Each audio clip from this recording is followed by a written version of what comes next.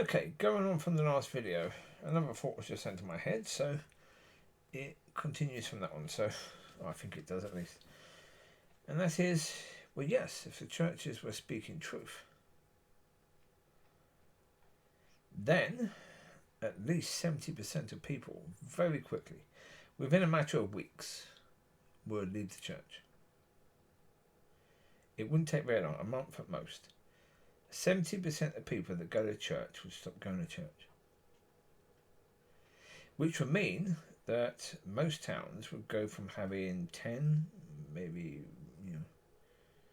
plus churches to having just one or two. It would seriously cut it down, especially after a period, because then you would only have baby believers in church. Baby believers until they can get to a point where they can be led by the Holy Spirit. Because really, once they're being led by the Holy Spirit, then that's the job of church done. Because it is, really. If you can get people where they're being led by God and where they understand what prayer is about and they understand about relationship with Father, then generally speaking, yeah. Church is only, really should be for the first 6 to 8 months of a believer's walk, believer's journey. Someone who is actually of God. Someone where the seed falls upon good ground. Of course, not what most people in church actually are of. But, yeah, so that's why right now people stay in church for years and years as babies. Well, if the church was teaching truth, they wouldn't be babies, would they? Not for very long at all. And so, therefore, yeah. There we have the situation that, yes, even in a very, very short amount of time, just a matter of weeks, most of the churches would be shut down. Yeah. People would leave. Yeah. So right now,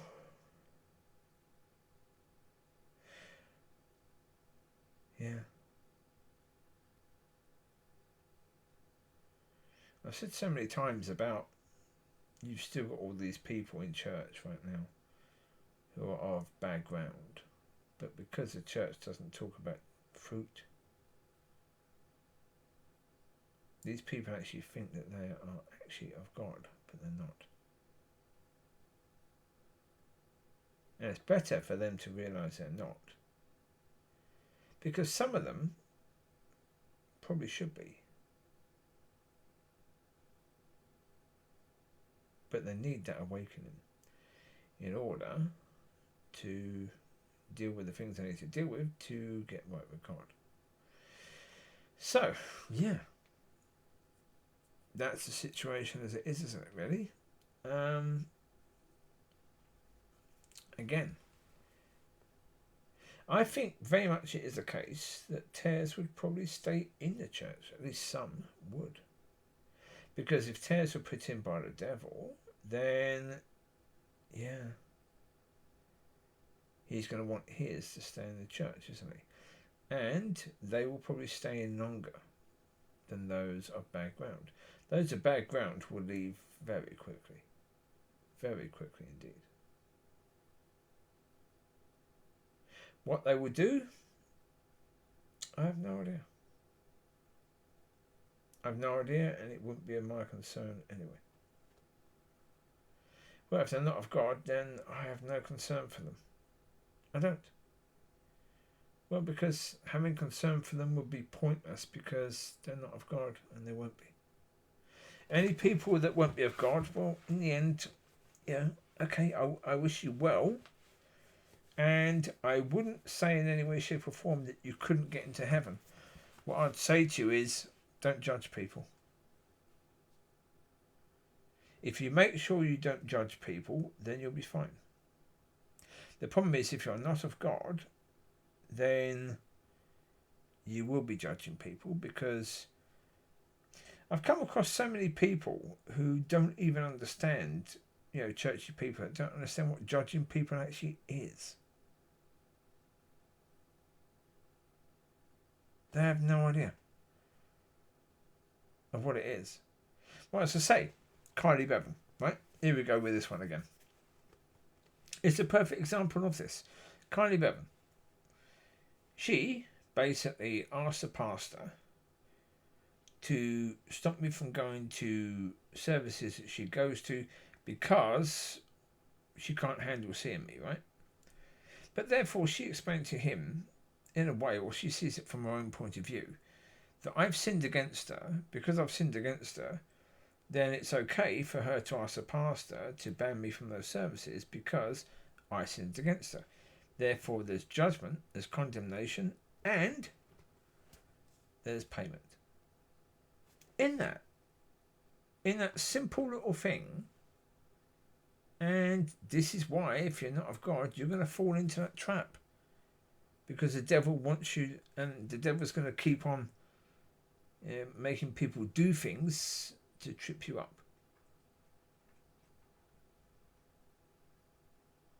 Oh. Yeah. You've got to take, as I say, you've got to take all of this so incredibly seriously. Your relationship with God matters. And you need to understand that, yes, you can't piddle around with it.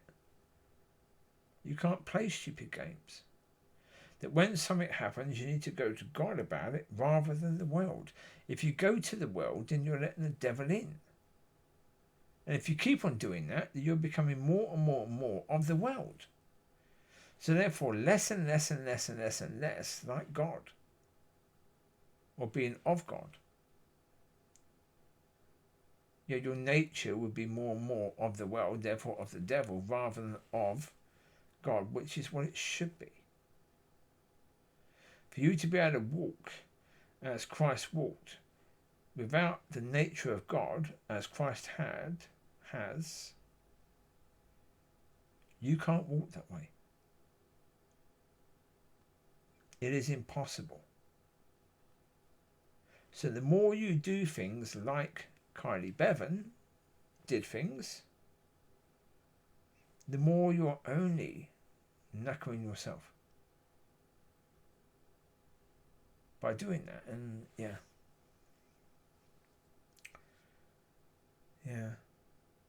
Well, as I say, had the church he's going to was a teaching church, the pastor would have taken advantage of that and used it as a teaching experience. He didn't.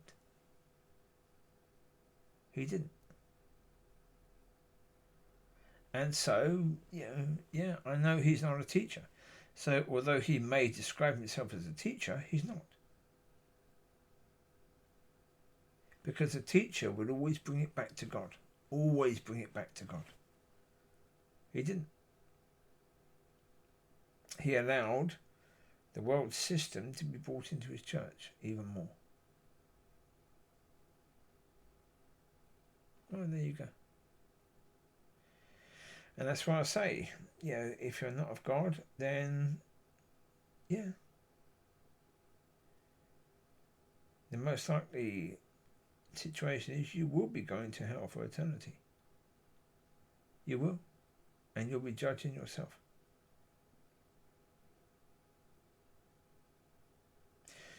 I will do a video soon again about that situation, about judging self. And about you'll be the one judging yourself. And because again, it's very important for people to understand that. To understand that they can't get away from judgment, because a lot of people think that what they've done, in their mind it was right, therefore it's right. The problem is no, they know truly that it's wrong, and so they're going to see in their mind exactly what happened, and they're going to judge themselves on those things. How many of those things do they need to judge themselves on? Only one, because really, one sin is enough to send you to hell for eternity. And that's why, if you're under the covering, don't ever try to uncover other people's sin. Because by doing that, you just uncover your own, and once you do that, you're in big trouble. So again, these are things that people play silly games with. Because they don't understand. Because there's a lack of understanding about these things. As I say, the gift from God is so much more beautiful because he doesn't see sin. Therefore, we don't need to keep on repenting. We don't need to have that sort of beating ourselves up about our failings. But it does mean that when we get to the point that we see other people doing things that annoy us and we try to uncover their sin because of that, we are knackering ourselves in doing that. And you can get it sorted. Oh, of course you can. Yeah. All the while you're alive, you can get it sorted. Yes. And if you are someone who is, very much like a Karen right now, but you understand about God in the future, you can cover that.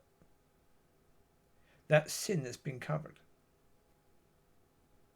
Even if, without knowing God, you're uncovering people's sin, without knowing God, if you're uncovering people's sin, that's just sin. Isn't it? The problem is, when you know God, or when you go to church and you're a bit churchy, and you do that, that's a different matter. You should know better. And if you should know better, the consequences of that come upon you. Yeah. You can't expect.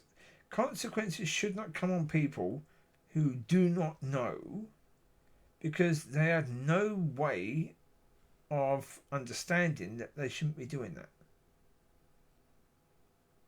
Right? Now, with a lot of things, your own conscience will tell you. So, there you go. I wish you well.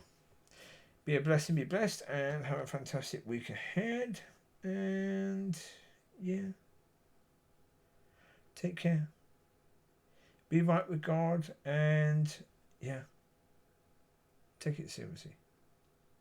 Speak to you later. Bye-bye.